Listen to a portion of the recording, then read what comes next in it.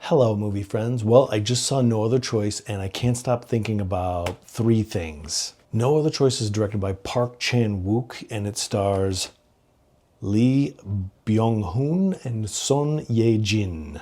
And it's about a man who gets laid off after being with the company. For 25 years, he gets abruptly laid off, and he gets desperate and goes to extreme lengths to eliminate the competition for the job that he wants. So the first thing that I can't stop thinking about is the cunning plan that he has. Now he takes it to extreme lengths, which, I'm not a big fan of. I'm not a fan at all. So what he does is he knows, this is so brilliant, he knows that other people are going to be applying for the same job that he wants. So what he does is he sets up a fake company, has them submit their materials to him. He kind of scans it over, looks at their resumes and all that. That's where I think it's brilliant, because if you were going to do something, you could, if you were going to stay within the law here, you could scan them over and see how you could improve your own resume. He doesn't do that. If he feels they're a threat to him, he kills them, which is crazy. Still, before you get to that point, I think it's a cunning plan. So that's the part that I can't stop thinking about, is how you could apply that to your own life. If you're applying for grants or jobs or whatever, and think to yourself, how can I get a leg up on the competition? Well, you could set up a fake company and then have them send your stuff, and you could analyze what they're doing. These are top level positions. How do they format? How do they write things? What do they put on it? Those kinds of things. And then just adjust yours to give you, I wouldn't suggest you do his methods, which is what he goes to extreme lengths and he kills them. But at the core, before that part, it was brilliant.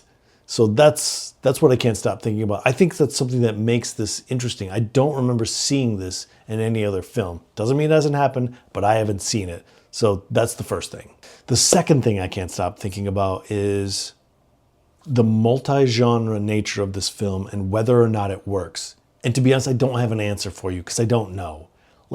It's comedy, it's suspense, it's drama, it's thriller, it's kind of mysterious the way that it's shot. There's some really interesting cinematography going on.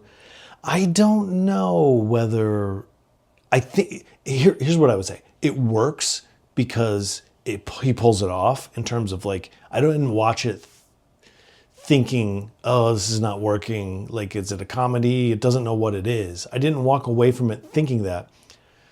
But I did walk away thinking about the question of whether or not it is. Does that make sense? There's a difference there. One is I don't know what this is.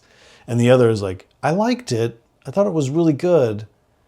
It's interesting that it touched on all these genres, and I'm not sure how I felt about it, because nobody's really pulling that off. And he's such a master filmmaker. I mean, I think he did Old Boy and a bunch of others. So he knows what he's doing. He must be aware that he's got all these different notes he's trying to hit in terms of genre. So where does the skill come in? Not many people have pulled off something like this. So I definitely applaud him for the effort, but I'm not entirely sure whether it worked. I got to see it multiple times. I liked it for sure. There were some really beautiful shots in it, some interesting weird shots. It kind of took a while to get going, and once we got into the thick of it, that's when I felt like his strengths really started to shine through. The beginning kind of moved slowly a little bit. I wasn't bored. It just wasn't as good as the second half. Okay, and the third thing I can't stop thinking about is kind of what other people are talking about in terms of what this means. I think the directors went on some show and talked about how it rails against capitalism, kind of like a Parasite perspective. I don't know where I stand on this, because I understand what he's saying. It forces you. That's the title, right? No other choice. I had no other choice but go to these extreme lengths because of the system that we live in. And I've got this nice house and this family, and I'm not going to let that fall. So I'm going to do whatever I need to do, even if that means stepping on people, literally killing people, to try and make his life stay the same or get better. I get that. However, couldn't you make the argument for any direction?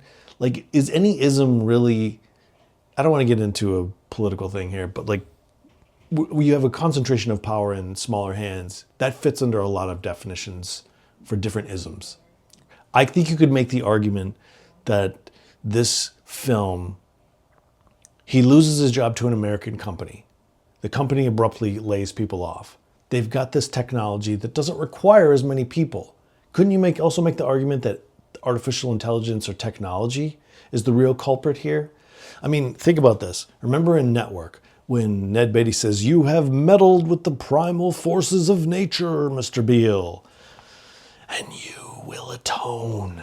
And he says to him later on, "You think of the world in terms of nations. There are no nations. There are no peoples. There is only IBM and DuPont and things like that." Isn't that what's happening here? It's an invasion, not by an American company. And there were a few shots at American companies, and maybe it's a globalist thing. But couldn't you also make the accusation at China or, colonial powers from the past for setting the structure of all this up? But I think it's really that these are the nations of the world, right? Whatever company this is, this corporation, doesn't matter. It's a faceless thing, right? Comes in, screws everything up for this culture or this family. They don't care. They just get rid of them. They downsize. That's the nature of things because they've got robots and technology who can do it for them. They don't need them. So I'm willing to listen to those arguments, but I don't think that paints the full picture. I would have to see it again, but in my initial viewing, that's not the feeling that I got. I like the idea of thinking about the unfortunate situation where people get put into desperate situations because people do fucked up shit when they do that. But I don't know that it's a simple ism. You know what I mean? I think it's a little bit deeper than that.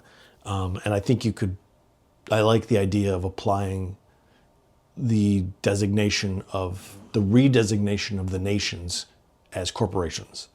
Kellogg's, IBM, whatever. They come in, they do what they want.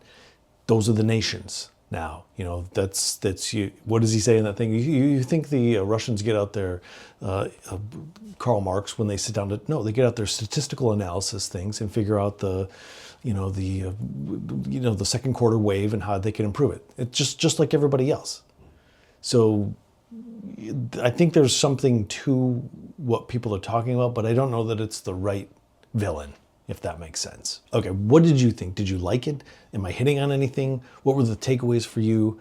I don't know if this was released in 2025 and the Oscar nominations didn't include it in anything, which I find very strange because I would put it in consideration for some things, especially since I don't know what sort of bangers there were.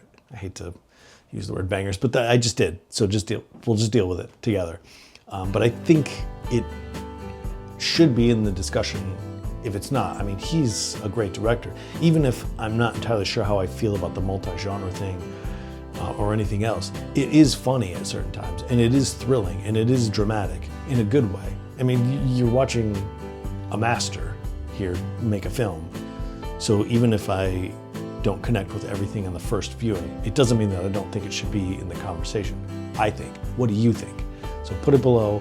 Let's talk about it. No Other Choice, Park Chan-wook.